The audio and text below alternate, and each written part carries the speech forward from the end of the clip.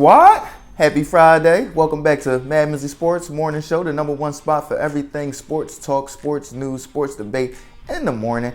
And what a Friday rundown we got today. Of course, we got to start it off going back to Thursday. I'm going to start it off going back to NBA's primetime games on Thursday night with the Milwaukee Bucks going to Philadelphia and beating the 76ers in a close matchup. And then we got the Los Angeles Clippers beating the Los Angeles Lakers. And what are my big takes from each of those games? Then I'm going to shift the gear to NFL and Thursday night football of the New Orleans Saints losing to the Arizona Cardinals in Arizona. Give y'all my big take from that game. Then we got to move forward into the Christian McCaffrey trade to the San Francisco 49ers. Yes, sir. Let's go, boys. But I brought this up yesterday. I'm going to go even more in depth about did we give up too much and where does this put us as far as contenders in the NFC moving forward since it officially happened. And to end it off, y'all know I got to end it off with my San Francisco 49ers hosting the Kansas City Chiefs this Sunday. And what do I expect from that major matchup? Let's get it, boys. What a Thursday as far as news, sports, just everything. But we're going to start off Friday going back to Thursday night in the NBA. And I want to start it off in Philadelphia where the Milwaukee Bucks beat the Philadelphia 76ers. And what was my big take from that game? My big take from that game is I like what I'm seeing from James Harden. I like what I'm seeing as far as fight-wise from the Sixers. But where is Joel Embiid at? This is the second game in a row he hasn't come out there and tried to act like he want to prove that he's the MVP. He's still out there pouting. I don't like that from superstars, dog. I don't like when they don't get their way or they view themselves in a certain light and everybody else may have voted another way, that they start pouting and it's, you're not affecting nobody but yourself, your legacy, and the Philadelphia 76ers, bro. Ain't none of them writers that voted for Jokic last year looking at you like, Dad, we should have voted Embiid as the MVP. Maybe he wouldn't be pouting. No, the only people that's sitting up there suffering from you pouting is the Philadelphia 76ers and the players around you. Go out there and dominate, bro. If you really thought you was MVP, you get what I'm saying?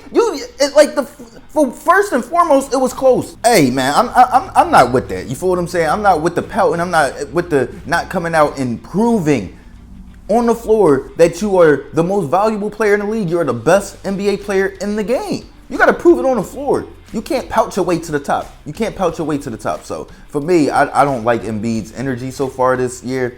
Giannis seems to always start off a little slow when the season comes along, so I'm not really too concerned about Giannis. He always got to find his stride. Then once he finds his stride, he off and running. You feel what I'm saying? So I figure by December, Giannis will be rounding into what we expect from Giannis. The Bucks are going to be good. They're stacked, but they still got to wait for Middleton to come back and a few more other pieces. But I'm not Pat Connaughton. I'm not too worried about the Bucks.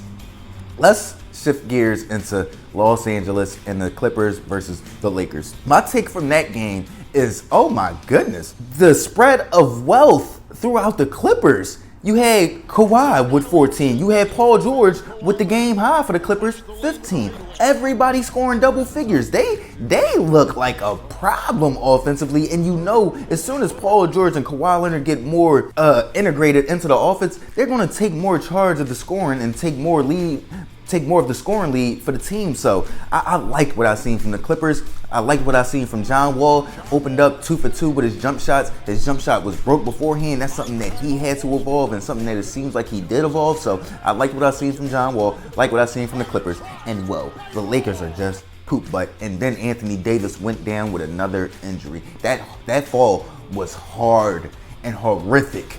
He tried to fight through it. He could barely move. Hey, listen, man, I'd be surprised if he returns to the lineup anytime soon. But Russell Westbrook going 0 for 11 with 2 points. That is just unacceptable. No matter what nobody says, no matter about the jokes, the criticism. 0 for 11 when you're getting paid $40 million a year and 2 points is just unacceptable, brother. Unacceptable. Pat Bev going 1 for 7 with 5 points. That backcourt had, what, 7 points altogether? 7 points all together and 1 for 18 from the field. Y'all not winning too many games with that stat sheet. You get what I'm saying? So, to me, I look at LeBron and you can just tell he's just like enjoying and taking in this year almost like an NBA experience. You get what I'm saying? He knows they don't have the roster to compete for a championship. He knows that even if they do trade for Buddy Hield and Miles Turner, they still can't compete in that Western Conference. So enjoy the ride. Pass Karl Malone on the list for the most 20-point games in NBA history. Pass Kareem Abdul-Jabbar for the most points in NBA history. And enjoy your final year probably as a Laker. At least probably your final year. Yeah, probably your final year as a Laker, because I don't think LeBron's going to retire after this year. But they're not contenders at all. They won't. I will be surprised if they're in a play-in tournament this year. That's how bad they are. They're a void of talent. Let's move forward though. Thursday night football, and what was my big take from the New Orleans Saints losing to the Arizona Cardinals at home? To me, I wasn't too impressed by the Arizona Cardinals. I looked out there and that offense seemed to be revamped with DeAndre Hopkins coming in. They fed DeAndre. I think he had like 8 catches. The man was just dominant. They just targeted him all game. He had as many targets as every other wide receiver, tight end, and running back on the team. They fed that man the ball. You think about, they got 2 pick sixes and they still only won by 8 points. I'm just not impressed by what I'm seeing from the Arizona Cardinals defensively, even offensively. It was DeAndre Hopkins a bust. That's why as it gets towards the end of the year, when teams start to take away DeAndre Hopkins, they revert back to the offense that we seen early this year, where they can't move the ball. So, I mean, it's good if you got DeAndre. It's good if the other team isn't focusing on taking him away. Yeah, it's good if he out there and he can just eat Chris Harris Jr. up because he older. But if he going up against the Eagles and that stacked defensive lineup, if he going up against my Niners and you're not going to have that much time, it's going to be just interesting. If you're going up against the Rams, you're not going to have that much time. Jalen Ramsey going to be on Hopkins. You got Aaron Donald in the middle.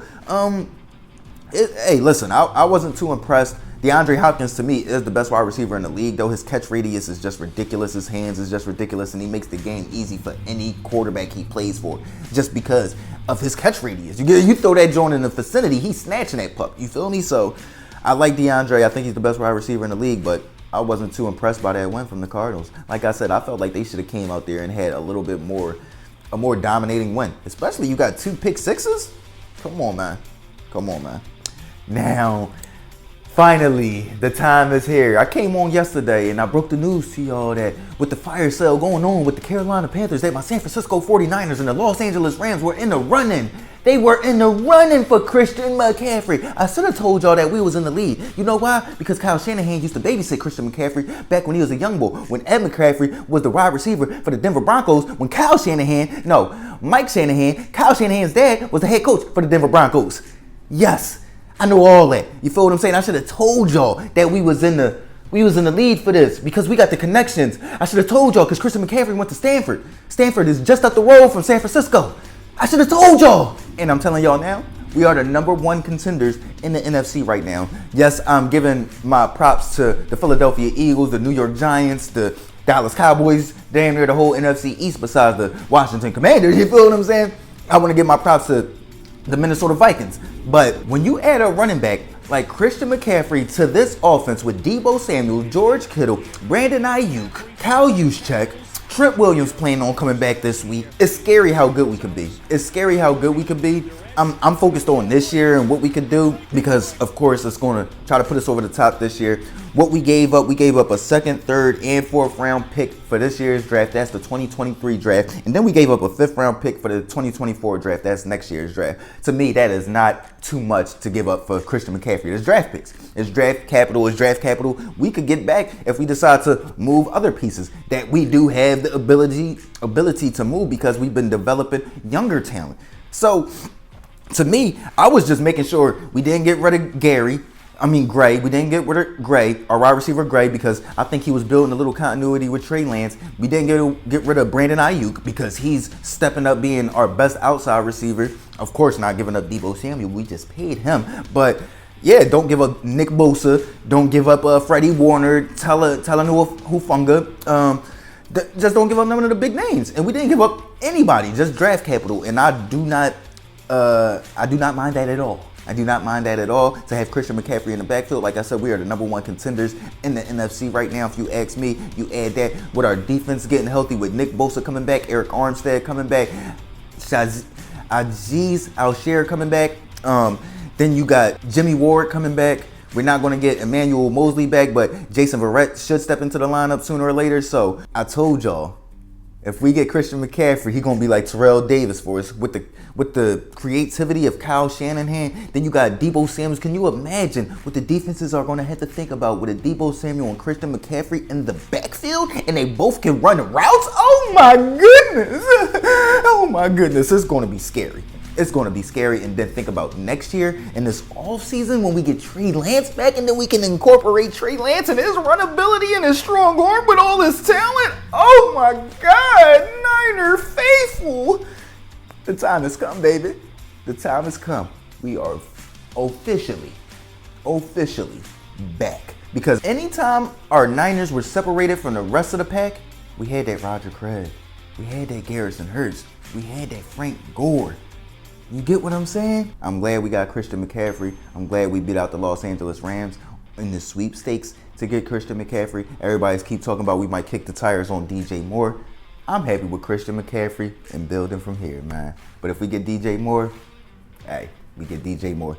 Let's move forward into Sunday. My Michigan Wolverines are off this Saturday, so I have no predictions for the Michigan Wolverines. Let's move forward into America's Game of the Week of my San Francisco 49ers hosting the Kansas City Chiefs. To me, it's going to be imperative that we get Nick Bosa back. It's imperative that we get Eric Armstead back. It is going to be very imperative that we get our defense healthy. If we come out there and we're missing about half of our starters again, or more than half of our starters again, I see Patrick Mahomes coming out there and making it a very long day for us, dinking and dunking.